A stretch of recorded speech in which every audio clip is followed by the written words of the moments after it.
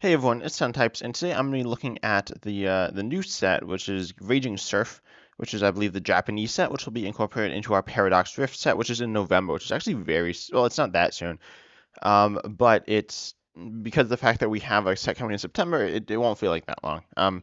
So it's like 3 months from now, I think. But yeah, it's not that far away. So, and we have a few interesting cards here. We have a Terra Garchomp EX, which is interesting. It's a water type. The Trash Size mechanic, first of all, makes your Pokemon immune to bench damage, which is not that impressive, but it obviously can be useful.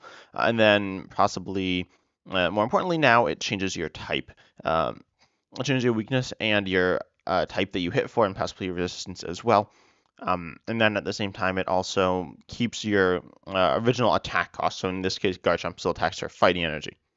And then this is kind of interesting because, well, Garchomp's normally like a dragon type or a fighting type. So um, it can, like, I don't think it's ever had water typing before, but it uses water type to attack sometimes. So it's kind of weird. But, anyways.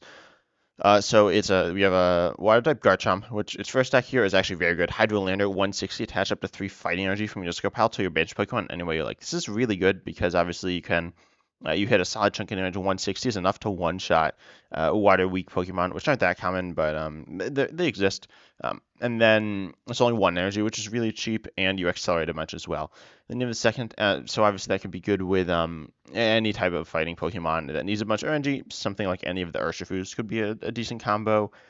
Or Ting-Lu. Ting-Lu's a very good fighting Pokemon right now as well. It's probably the best fighting Pokemon right now, so you could do it with that. And then you also have Sonic Dive here, which does discard 2 energy from this Pokemon for 2 colorless, which is probably all the energy. And it does 120 to your opponent's Pokemon. I think the idea is use one Garchomp to power up another Garchomp, which is a fine idea, but I don't know. It does less damage in the first attack. It doesn't have an upside, and you might want to double turbo. It's in general a weaker attack, but the first attack here is pretty good, and it's for your treat as well, which is quite nice. Lightning weakness is fine as well, because if you're a fighting type deck, most lightning Pokemon are weak to fighting. But if you're against something like Flying Pikachu, then that's not great because that resists fighting as well. So you're gonna have an awkward time in that matchup. And then like this Gabite here is 50 for 1, which is not amazing. You'd rather obviously be stronger, because it's not going to cover your type weakness super well here. Next up, we got Snorunt, which is very underwhelming. And then we have this Frostlass EX here, which is a Terra again, this time grass instead of normally water here. It has an ability just out of reach. When this Pokemon is in the active and is knocked out, flip a coin. If heads, your opponent takes 1 less prize. So on average, it's going to give up 1.5 prizes, which is all right. This ability is obviously very swingy and going to be pretty toxic. But obviously giving up 1 prize is really nice. 250 for a single prize stage 1 is very good. Hitting grass weakness is alright as well, but it does have fire weakness. So the main Pokemon that's grass weak right now is going to be Charizard EX. There's also Umbreon. Actually, it's probably not. The main one, as of recording this, when Obsidian Flames is dropping, or is essentially just dropped, the main one's going to be Charizard EX, but then also Umbreon VMAX and Ting-Lu EX are very good Pokemon as well.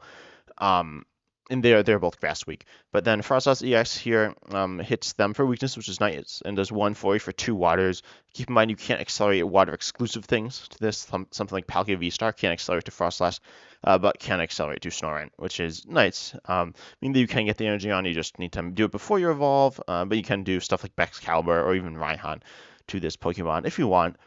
Then does 140 and 20 to when your opponent's benched. This is not an amazing attack, but if you wanna, this could be teched into a type of Frostlass or Glalie deck, and then you can also obviously get a like that type coverage, which is good. It can be teched into a water-based deck as well, but I don't know. I don't think this Pokemon's amazing. One Retreat isn't anything spectacular. It's nice, but it could definitely be better, I think. So Frostlass here is what it is, right? So I think. This one probably won't see too much play. I think this Garchomp will see play, though. Next up, we have this Groudon. Its first attack accelerates in energy, nothing impressive. And Magma Purge does 60. So for 3 fighting, you discard any number of up to 4 energy from your Pokemon in play. I believe, like attached to your Pokemon. It's not very clear in what it says. But I'm assuming it's up to 4 energy attached to your Pokemon. It does 60 for each card discarded in this way. So, and there's no reason to discard double turbo energy. It doesn't really help out, but you can discard. I don't know. The idea is you discard a bunch of fighting energy, probably from Groudon itself. There's another Groudon that mills from the top of your deck, which is kind of similar. But I don't know. I think this Groudon is not particularly good, but maybe we'll see some fighting ramp style card that will make it good. Next up, we have the TM, so Technical Machine Energy Turbo and Technical Machine Sneak Attack. They're both Pokemon tools, and you obviously you attach it to a Pokemon, and then they can use the attack on the TM, and then you discard it at the end of your turn, which is interesting. So you can only use it once, and you don't just want to stick it on whenever, but it's still a really interesting idea. And then you can actually attach another tool or mix and match TMs. And these two we've seen so far are both colorless. I don't know if they're all going to be colorless, but I would not be shocked if they are. I hope we get more than two as well. But these two for now are pretty interesting, and you can put them on anything as far as I know. Assuming I'm reading this correctly, yeah, it looks like you can put this on any Pokemon. And then it has an attack. Okay, I'm reading like what it says about Pokemon tools, and it says it stays attached, but because the general thing says it stays attached, but for TMs that they get discarded. So it has a attack here. The first one, Energy Turbo. I guess it has the same attack as the name of the card. So it's Energy Turbo. Search your deck for up to 2 basic energies and attach them to your bench Pokemon any way you like for 1 colorless. This is okay. It's not like the most powerful thing in the world, but obviously it's easy to tech in. It doesn't do a ton. I can't think of decks off the top of my head that want it, but it's kind of like Arceus. And it's easier to use in Arceus, but accelerates less energies. Arceus V. So this could see play in decks. It's a really interesting attack. It lets you set up a bit better. You probably pair this with something like Raihan to guarantee that you have the energy next turn. But I think this first one here is really interesting. You could pair this with Arven as well. Right now, Pokemon tools aren't particularly strong. Something like Defiance Band is interesting and theoretically a good general one, as well as Choice Spell, but they both lack in a number of matchups, I should say, and areas as well. So those aren't amazing. Something like Bravery Charm is pretty strong, but obviously it's deck dependent. So I think this card here is only I think it's solid. It might see play, but we'll see if it finds a deck that it wants to be played. Maybe Tinglu. That would make sense because you want energy acceleration, but you have Keratin as well, so I'm not sure. And next up, we have Technical Machine Sneak Attack. So you have the attack here, Sneak Attack. And keep in mind, you can only use this once. This was one you might want to use later in the game. The other one you'd only probably use turn 1, maybe turn 2. Sneak Attack, though, it does 100 to one of your opponent's Pokemon with any damage counters on this for 3 colors. So 3 colors it's definitely payable, but it's not super easy. But you can put it in any deck, and so it should be usable.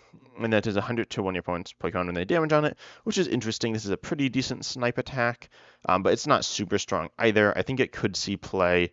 I can't think of any decks off the top of my head. There's the Vespiquen deck, which it doesn't seem awful in, which is like a spread-based deck, which wants damage counters on Pokemon. It's kind of like Jolteon VMAX attack. It's worse. It doesn't do damage to the active, but I think it's still interesting here. And so I think this sneak attack is it's interesting. I think it will be playable. I think it will see some play from here and there. And because it could always be coming, it is very sneaky, which is interesting, meaning that you need to play around this because any deck could play it if they ever get 3 energies, which you can do at any point. You can do reversal energy, or sorry, you can do Raihan plus double turbo. Reversal will allow you to pay this in 1 attack as well, but obviously only on evolutions when you're down to prizes that are single prizers, so it's a bit more situational, but you could put this on like even a Gardevoir or a Gallade deck with reversal. And then we see that obviously if you do Raihan plus double turbo, then you're only going to be doing 80 damage snipe, which is not as good. But you do have the synergy with Hawlucha to place the damage counter, so I think sneak attack here is a pretty decent attack. Next you have Rika. Look at the top 4 cards of your deck and put 2 of them into your hand, shuffle the other 2, and put them on the bottom of your deck. This is not amazing in my opinion. It's kind of like Closest Experiment though, and you don't lose the others to the Lost Zone, but you only get 2 cards and you see 4. There are pretty consistent ways to draw 4 cards right now, and they're not seeing any play. So I don't think Rika's going to see play. Like, if you look at a card like Faulkner, which is actually a pretty strong card, and no one's playing it, or at least the time of recording, no one's playing it. I think it has some potential to see more play. But yeah, I don't think Rika's a particularly strong card here, but maybe if there's a reason to get cards on their bottom deck, it might see play, but I don't know. I'm not a big fan of this card right now. Maybe after rotation or something like that. I don't know. This one is quite underwhelming to me right now. Next up, we have Larry, though, which is everyone's favorite trainer from Scotland Violet. Flip a coin if heads, and these are both supporters, so you can play one supporter per turn. But flip a coin if heads, search deck for 2 Pokemon and put them into your hand, up to. And if tails, search deck for a basic Pokemon put into your hand. Okay, so it's only one basic. I thought it was 2 basics. Obviously flipping tails is not great here, but flipping heads is good here. I don't think is good enough. I mean, like there are cards like Pokekid, which weren't very good, which, as far as I remember, didn't really see much play at all, which is search for any supporter. I think same thing as Trevor. A supporter where you just search your deck for a Pokemon, which is obviously getting 2 Pokemon I think would be worth it. If there's a supporter that's just search for 2 Pokemon, it would be good. I don't hate this card. The downside of just getting one basic is not awful. It's not particularly good, and it's not supporter worthy, but I don't know. I think Larry is a potentially playable card. Just when you flip tails, it's gonna feel bad. So I don't know. I don't hate Larry. I think it's an interesting card, but it's not the best. I think the TMs are super interesting though, and I think the Garchomp is also very good. But I'm interested in hearing what your thoughts are on this. Also, my audio might sound a little weird. I need to fix that. It's my new setup that I'm using. I'm gonna mess around with it until I get it right. But if you guys are okay with it, and if you don't think it sounds weird, then this one I'll stay with this setup. So I hope you enjoyed though, and as always, I'm excited to see you next time.